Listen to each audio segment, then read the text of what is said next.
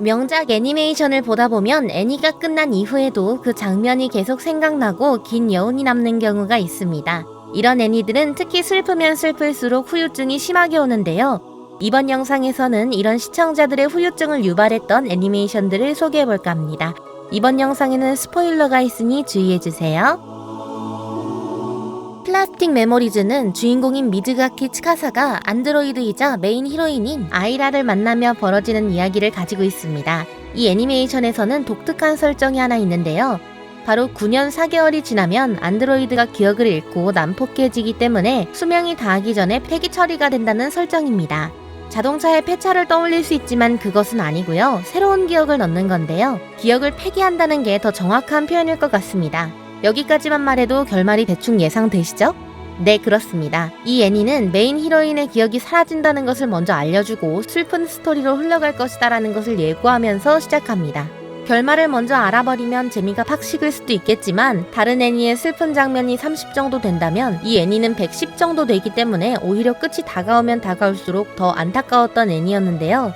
스토리는 주인공이 아이라를 파트너로 만나 일을 하는 장면으로 시작됩니다.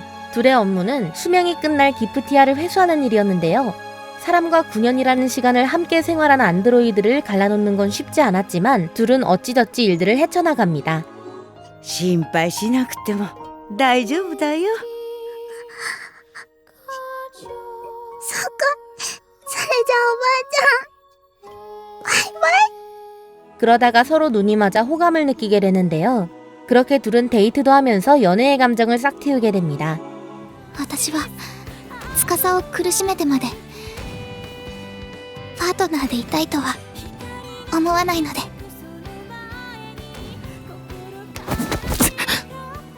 그리고 불꽃놀이를 보며 주인공이 아이라에게 고백을 하게 되는데요. 하지만 아이라는 거절합니다.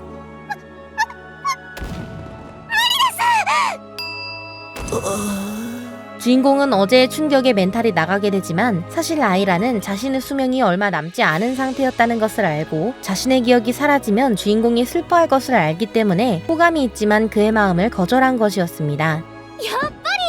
じゃあこれから司に話しに行くわよ。司からは離れる。それが私のためにも司のためにも一番いいって判断したので、私の残り時間あと1ヶ月くらいなので。 그러나 이 사실을 안 주인공의 끈질긴 고백으로 인해 둘은 결국 연인 사이가 되는데요. 私司との思い出をもっと作りたい。私がここにいたことを司に覚えていてほしい。俺はずっと一緒だ。 司 이후 함께 요리를 만들어 먹거나 데이트를 하는 등 행복한 시간들이 이어집니다. 그렇게 한창 사랑이 불타오를 때쯤 아이라의 수명이 거의 끝나가게 되는데요. サインは俺がすることになってる。いいよ。 여기서 다른 애니메이션이라면 마지막에 어떤 방법을 찾아서 히로인의 기억을 보존시켜준다거나 할 테지만 여기서는 그딴 게 없습니다. 이 애니는 초반에 보여준 새드엔딩의 클리셰 그대로 끝이 점점 다가온다는 것을 직접적으로 보여주는데요. 그렇게 둘은 끝남을 알고 있는 상태로 유원지에 와서 마지막 데이트를 하며 관람차에 오르게 됩니다. 아이라는 안드로이드를 정지시킬 수 있는 정지 반지를 주인공에게 건네며 꿈같은 시간에서 깨어나라고 말하는데요. そろそろ夢の時間は終わりなので。 그런 아이라에게 주인공은 그녀가 언제나 기프티아에게 속삭였던 말을 하며 그녀를 회수합니다. 大切な人といつかまた巡り会えますように。 그리고 애니는 아이라가 회수된 지 9개월 후 주인공이 새로운 파트너를 만나면서 끝이 납니다. 참고로 이 애니의 오프닝을 잘 보면 아이라의 표정이 변하는 것을 볼 수 있습니다. 2화부터 13화까지 얼굴의 변화를 보면 그녀가 어떤 생각을 하고 있는지 상황이 어떻게 될 것인지 알 수 있죠. 그래서 이 작품을 본 사람들은 오프닝들만 다시 한번 보는 사람들도 있다고 하네요. 토라더라는 인상이 험악하지만 착한 남자 주인공 타카스 류지와 인상은 귀엽지만 행동이 험악한 여자 주인공 아이사카 타이가가 펼치는 로맨스물입니다. 이 애니는 고등학생 때 할 수 있는 고민들과 그로 인해 얽히고 설킨 러브라인, 그리고 첫사랑과 우정을 택해야 한다는 죄책감을 느끼는 등 인물들의 마음을 입체적으로 보여주는 애니메이션인데요. 스토리는 주인공이 타이가의 절친 쿠시에다 미노리를, 타이가는 주인공의 절친 키타무라 유사쿠를 짝사랑하고 있는 걸 서로에게 들키는 바람에 각자의 연애를 도와줄 수 있는 기묘한 협력 관계를 맺으며 시작됩니다. 虎と並び立つ者は昔から竜と決まってる。竜として大河の傍らに居続ける。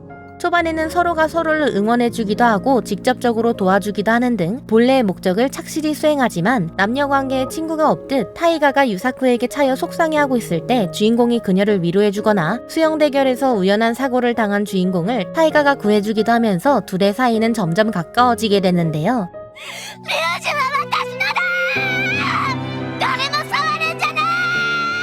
하지만 이때까지만 해도 주인공은 여전히 미노리를 좋아하고 있었기 때문에 혼란을 느끼게 됩니다.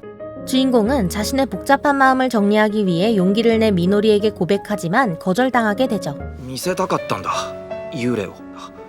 見えないからって諦めるのはまだ早い。 이후 크리스마스 이브에 다시 한번 용기를 내 미노리에게 고백을 하기 위해 마음을 먹지만 이번에는 미노리가 먼저 선수를 쳐서 철벽을 쳐버리는데요. UFO も幽霊もやっぱり私には見えなくていいって思うんだ。 사실 미노리도 주인공에게 마음은 있었지만 눈치가 빨랐던 그녀는 타이가가 주인공을 좋아한다는 것을 알아챈 상태였습니다.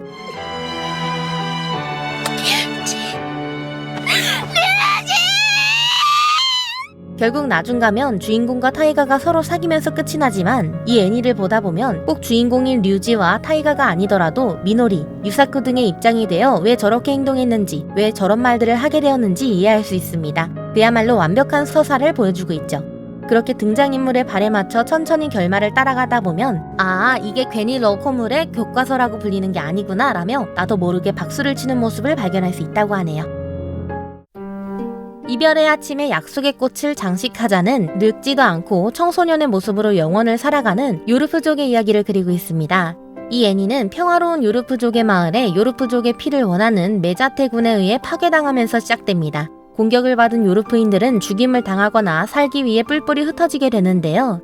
주인공인 마키아도 살기 위해 홀로 도망치다 메자테 왕국의 어느 마을에 떨어지게 됩니다.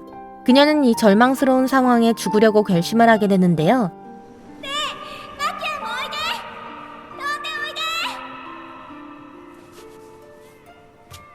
하지만 그때 죽은 부모 품에 있던 어린 아기를 보게 됩니다. 산적들의 습격으로 부모를 잃은 갓난아이였죠. おもちゃじゃないおもちゃじゃありません。え私のヒビオルです。 주인공은 그 아이를 돌보기로 마음을 먹게 됩니다. 그리고 아이에게 아리엘이라고 이름을 지어준 후 같은 머리색으로 염색하고 같이 밥을 먹는 등 가족이 됩니다.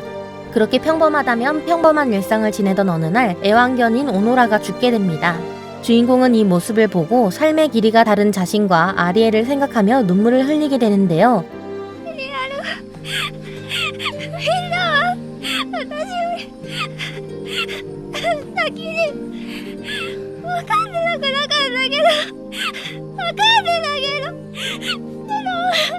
그 후 주인공은 커가는 아리엘을 보며 자신이 엄마로서 자격이 없다고 생각하게 됩니다. 私母さんじゃない。母親の自覚なんてそんなのないよ。 하지만 아리엘은 다른 생각을 했는데요. 大きくなんなきゃ母さん守れない。 그렇게 둘은 서로 더욱 사랑하게 되는 모자 사이가 됩니다. 오랜 시간이 흐른 후 아리엘은 출가를 하고 주인공은 자신의 삶을 살아가게 됩니다. 그리고 아리엘을 보기 위해 집으로 향하게 되는데요. あなたのことをよく話していました。二人で幸せそうに間に合ってよかった。 그런데 그곳에는 말도 제대로 못하는 아리엘이 누워 있었습니다. ただいま。 그리고 천천히 눈을 감는 아리엘에게 주인공은 마지막 인사를 하면서 오열을 하며 마을을 떠나면서 끝이 나는데요. 이 애니는 아리엘과 주인공의 이별 장면이 정말 짠합니다. 때문에 혹시 애니를 보지 않으셨다면 꼭 직접 보시는 게 좋을 것 같네요. 클라나드 시리즈는 흔히 말하는 눈깔 귀신이 가득한 애니메이션입니다.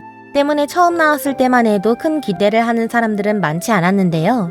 하지만 이 애니메이션을 본 사람들은 하나같이 휴지 없이는 절대로 감상할 수 없는 애니라고 말하고 있습니다. 실제로 저도 웬만해선 애니 보면서 잘 안 우는 편인데도 유일하게 질질 짰던 애니이기도 하죠. 클라나드 1기는 정말 평범하게 흘러갑니다. 메인 히로인인 후루카와 나기사와 주인공인 오카자키 토모야 주변으로 후지바야시 자메나, 사카가미 토모요, 이부키 후코, 이치노세 코토미 등 여러 히로인들이 등장하며 러브 코미디의 방식으로 흘러갑니다. 그리고 후반쯤 가면 주인공이 나기사와 사귀게 되고 여름방학 동안 서로 이것저것을 하면서 해피엔딩으로 끝나게 되는데요. 俺と付き合ってくれ渚お前のことが好きだ 그러나 2기인 애프터 스토리는 이런 가볍고 화기애애한 분위기와는 정반대입니다. 초반은 1기와 비슷하게 전기공이 되어 학교 생활과 일을 병행하는 주인공의 자취방에 매일 나기사가 찾아가 밥을 해주거나 친구들과 함께 놀기도 하면서 학교 생활을 하는 모습으로 등장을 합니다. 그리고 중반이 되면 고등학교를 졸업한 주인공과 나기사가 결혼을 하고 아이를 출산하는 일상적인 내용이 등장하는데요. マジか何なんだ言ってくれたら買ってやるぞ赤ちゃんです。ダメでしょうか。 여기까지만 보면 풋풋한 연애물이구나 하고 생각할 수 있겠지만 애프터 스토리는 일반적인 애니메이션처럼 행복하게 잘 살았습니다로 끝나지 않습니다. 중후반쯤 가면 나기사는 졸업 직전에 지병 때문에 쓰러지게 되고 나중에는 임신을 하면서 몸이 급격하게 안 좋아지게 됩니다. ただいま渚大丈夫です。ちょっと気分が悪くなって。 그리고 설상가상으로 출산일은 다가왔는데 눈이 너무 많이 오는 바람에 교통이 마비되어 병원에도 가지 못하게 되는데요. 그때 하필이면 진통이 시작되어 발만 동동 구르다 결국 무리하게 자택 출산을 시도하게 됩니다. 大丈夫です。私ちゃんとしおちゃんを産みます。ともやくんとしおちゃんと3人で暮らすんです。 그렇게 출산은 끝났지만 이전부터 앓고 있던 지병과 그 때문에 몸이 쇠약해진 나기사는 출산과 동시에 사망하게 되는데요. 나기사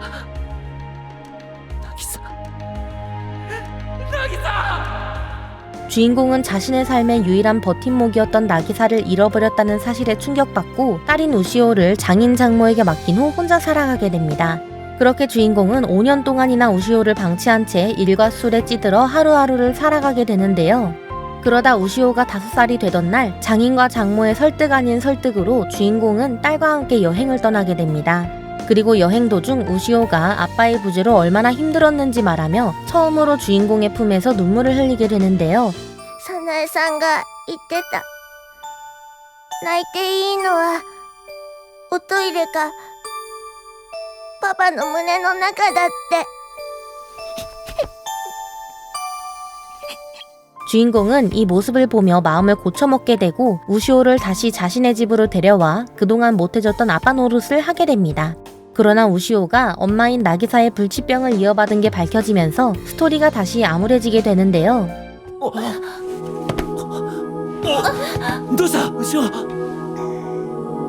暑い 나중에는 아픈 몸을 이끌고 여행을 가자는 우시오의 말을 차마 거절할 수 없었던 주인공이 우시오와 함께 집을 나서다 자신의 품에서 죽는 우시오를 보며 누구든 도와달라고 소리치는 모습을 마지막으로 마무리가 됩니다. パパ大好き。パパも後ろが大好きだ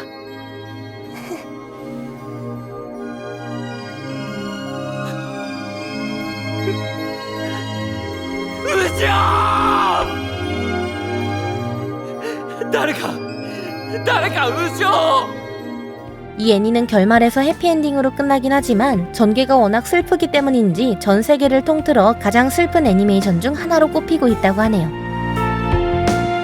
이번 영상에서는 보고 나서 생각이 많아지는 후유증 애니메이션들에 대해서 알아보았는데요. 여러분들은 오늘 주제와 관련한 어떤 애니가 떠오르시나요?